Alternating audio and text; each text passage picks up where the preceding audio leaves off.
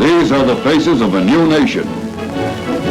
Now sharing Independence Day with the American people, the people of the Philippine Islands saw their country assume full membership in the Fraternity of Nations on the 4th of July, 1946. Taking a well-earned part in this historic occasion was General of the Army Douglas MacArthur.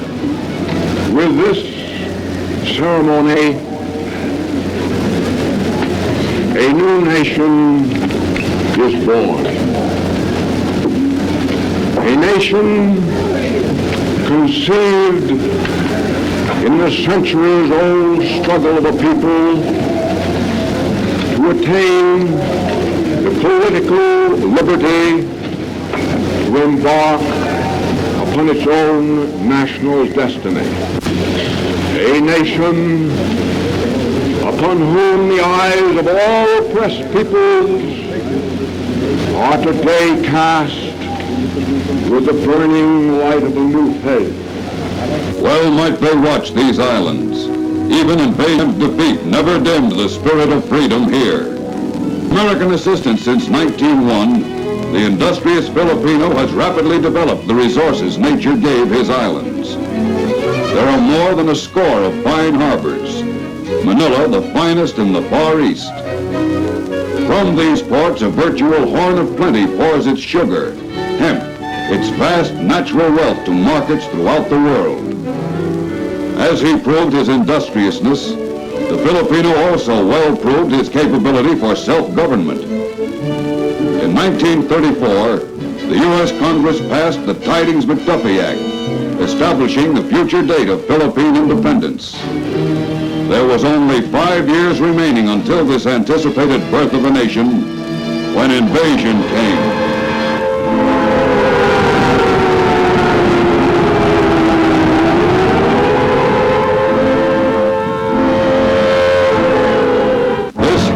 Chapter in Philippine history and in America's is still remembered as newspaper headlines.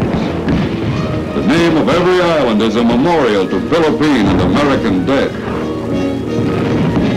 The road to Corregidor is a common grave.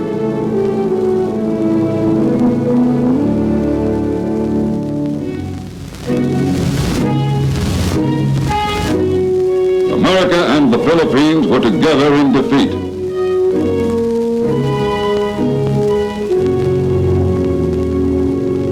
They were also together in hope and in mutual faith.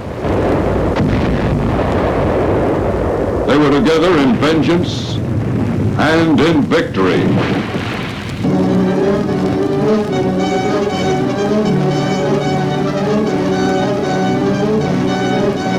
America kept her promise to return. And when her armies did return, she kept her promise of Philippine independence. America relinquished her sovereignty. It was the beneficent sovereignty of a liberator, pledged to be withdrawn as soon as the well-being of the people would safely permit. America never wavered in that purpose. America today redeems that pledge. Also present at this first Philippine 4th of July were Senator Millard Tydings, co-author of the Independence Act, and Paul V. McNutt, U.S. High Commissioner of the Philippines under the Commonwealth, who read President Truman's proclamation of Philippine independence. The government of the new nation is modeled after that of the United States. There is a Congress with 2 houses and a Supreme Court. The Supreme Court has 6 associate justices and a chief justice who administered the oath of office to the elected president, Manuel Rojas. At the conclusion of the inauguration ceremony, Old Glory was reverently lowered. President Rojas raised the colors of the independent Philippines. The flag that went up and the flag that came down were different colors, different designs. But the principle behind them was the same: America's creed of freedom. After the flag-raising ceremony, floats representing the various island provinces passed in parade. This nation, where 8 languages and 87 different dialects are heard, has underway a widespread educational program. Free education is available in public schools, which are secular and coeducational, on the basis of English as the common tongue. In this parade, American and Filipino marched together in peace as they had marched together in war. But they were brother republics on the march today. A dependent commonwealth had become a self-governing nation. America's pledge redeemed.